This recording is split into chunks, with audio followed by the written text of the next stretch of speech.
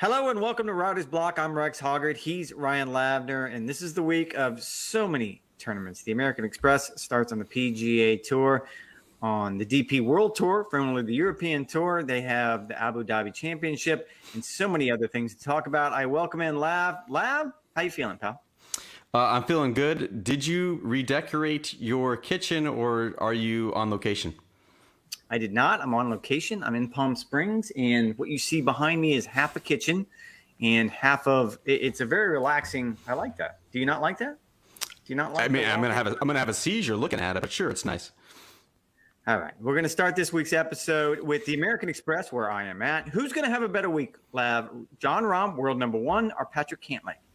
Look, I think both are going to play well. Both are brimming with confidence. Both kind of knocked off the rust from a multiple month layoff. Jon Rahm hadn't played since November. Patrick Cantlay had not played since the Ryder Cup, and both players finished inside the top four at Kapalua. And look, they even have history at this tournament. Rahm, a former winner, of course, in 2018. Patrick Cantlay, a runner-up a year ago, also has a couple of top tens in his other appearances. You're basically just grasping for straws here and who's going to have a better finish. I'll say Cantlay just because he looked really sharp in Kapalua and he's determined to get a W. I don't know. They're both going to play well. Jon Rahm. It's very, very easy for me. Look, Jon Rahm started out the season without any rusts. I mean, without even anything that appeared to even look like rust in Maui after taking, I don't know how much time off. I think his last start in the United States had been the Ryder Cup. So you expected him to come out slow, expected him to come out struggling maybe a little bit with his game. Absolutely not. Finished alone in second place with a record total. Cantlay was very, very close behind. I think this is kind of a toss-up. I agree with you on that front. I don't know. I think when it comes to Jon Rahm, I'm out of the Jon Rahm doubting business simply because he's proven he can get to world number one. He's proven he Jon Rahm's in like the Tiger category already where you're done doubting him? Actually, I used that line the first time when it came to Bubba Watson. So if you want to keep going back, I got out of the Bubba Watson doubting business a long time ago. But the thing, talking with Jon today, he was in the media center. He was talking with the media. The thing that gets me is he just doesn't have any holes in his game. I asked him, what was it about Maui that really got him excited, that made him feel like maybe this was going to be a special season? And he went through every aspect of his game, his driving, his wedge play, his putting, his short game. Everything is just spot on, and I don't know how it's going to be any different this particular week. All right, we're going to switch gears here, go to another desert. We're going to go to Abu Dhabi. Rory, taking a page out of Tiger's book for 2022. You talked to the press today. What do you make of that? Yeah, Rex, this was really interesting. So Rory was asked about kind of goal setting for 2022. You may recall 5 or 6 years ago, he mentioned how on the flight over to Abu Dhabi, he would jot down his goals on the back of his boarding pass. Well, he doesn't do that anymore, but what he does no one has boarding passes anymore. No one does that. It's all on the phone. Especially when you're flying privately. They don't really need your boarding pass. But in Rory's case, he's doing these more kind of process-oriented goals that he's hoping will lead to better outcomes. And so they're very specific and very golf nerdy. He wants to have better numbers, proximity inside 150 yards. He wants to have better strokes gained, putting numbers.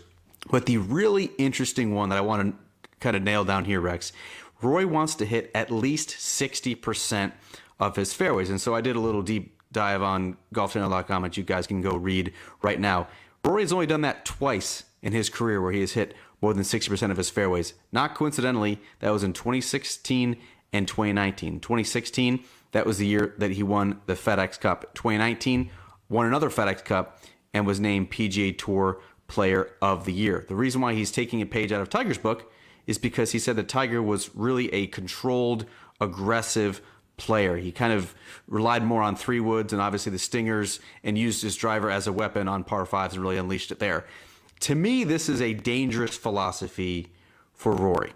He is essentially diffusing his greatest weapon for some sort of arbitrary threshold that he has set at 60%. And look, Tiger's greatest years, right? 2000, 2006, 2007, 2009, he was all at or above 60% fairways hit. It's a different game now. I want to see him use his weapon to its greatest advantage and gain his strokes on the field that way, not necessarily by putting the ball in play more often. I'm going to cede my time on this one because I am curious. We all know I'm in the bag for Rory, so it doesn't really matter what I'm going to say on this front.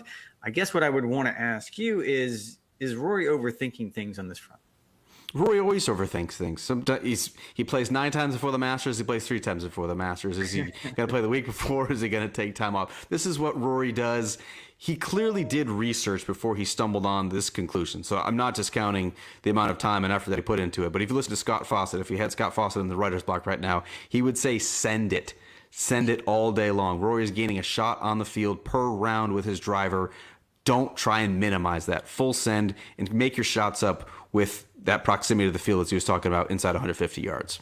And I think I agree with you on this. And again, I don't do that very often when it comes to Rory, but you're right. This is his best weapon. This is what he has. He can hold over the entire field and say, when I'm doing this, I am better than everyone else. I'm bigger, stronger, faster than everyone else in the league. And in this particular case, to give it up only on par fives, that doesn't make sense to me. So I believe in this particular scenario, and we've seen it with Rory in the past, he's probably overthinking it. And my guess is 2 months from now, 1 month from now, we probably get a different story because he is very, very quick to change his mind. So my guess, I mean, his three would still probably going to go 310. It's not like he's giving up that much distance to have a little bit more accuracy to his game. I just want to see full send all the time. I mean, it's just a majestic sight. You just like saying full send, don't you? Full send. Yes, I get it. All right, we're going to switch our focus to the Korn Ferry Tour, which ended today. You always love those Wednesday finishes on the Korn Ferry Tour. And you actually tweeted out quite a bit about this, and I found it very impressive to the point that I had to do some research before we jumped RT? on. Did you give me an RT? I didn't give you an RT. I probably should have because you were quick to it and you were very thorough about it. But Akshay Bhatia, nailed it. Nailed it. He won the Korn Ferry Tour opener. It was in the Bahamas. 19 years old. He's the third youngest player to ever win on the Korn Ferry Tour. And what strikes me, and this goes back a few years ago when he played here at the American Express, where there was so much talk and so much chatter about him. I did not see it when he was on the golf course. Now we're starting to see it. And I guess what I learned from all this is he's 19 years old. We probably needed to give him some time. And look, this is a huge story, Rex. I mean, he's probably the most notable name on the Korn Ferry Tour, and to have him win the season opener and really be in a good position, assuming he can stay upright for the remainder of the 22 season. He's in very good position, obviously, to earn his PGA Tour card beginning in the fall. And look, there's a lot of hype around this kid. He turned pro at 17. There were a lot of college coaches who wanted him and then promptly turned on him and thought he was making a massive mistake by joining the Play for Pay ranks so early. And quite frankly, they were justified, at least validated, when you saw the first couple of seasons that he had under his belt. He missed 16 of his first 23 cuts as a pro. It's not like he was absolutely tearing it up on the Korn Ferry Tour and kind of building momentum. He was really doing his dirty work on the mini tours. He did have a top 10 finish in Napa on the PGA Tour in the fall, and he earned conditional status on the Korn Ferry Tour for 2022. Look, he still has a lot to learn. He's only 19. But he took advantage of his conditional status and now has a ton of momentum as we head into the heart of the Korn Ferry Tour season. And to see what he did today, Rex, and I tweeted it out in the video, a bogey-free 65 on a windswept golf course. You may have seen the video that was circulating on social media, up by 1 in the 18th fairway, 72nd hole. All he does is nearly dunk it. I mean, the ball was dancing around the hole to close out his first win on the Korn Ferry Tour. I mean, this kid is super talented. I think this will give him a ton of confidence. And I'd love to see him on the PGA Tour this fall because big things are expected for this kid. Always looking for the cheap retweet. That's every single time I've seen it. Never happens. It never happens. Never seems to happen. All right, Haley disappeared at the bar, so that means we're moving on. We got to do with the big finish. We're going to go with rapid fire right out of the gate. The American Express winning score, over under 25 in the hook. What do you like? I like over. The last 2 times that La Quinta has been in the rotation for the American Express, the winning score was 26 under par. Wouldn't surprise me at all with perfect conditions that it will continue. What do you got? What do you think? Yes or no? That's what I want to see. Over under. Under, because the average winning score is actually just a shade over 24, and I don't know if they're going to get there this week. Look, it's golf in a dome, but I still think, all things considered, these guys are good. I don't know if they're that good, and I think they're tired of hearing from social media. You don't think they're that good, Roy? I think Patrick Cantlay is going to scoff at that one. Patrick Cantlay gave me an earful today. All right, coming up next on Rapid Fire, what do we got? There it is. Better finish. Rory, McIlroy, Colin Morikawa. This is in Abu Dhabi. This is a different golf course than traditionally hosts the Abu Dhabi event. I played there before. I enjoyed it. Yas Links, is that how you pronounce it? Yas? Yeah. Yas.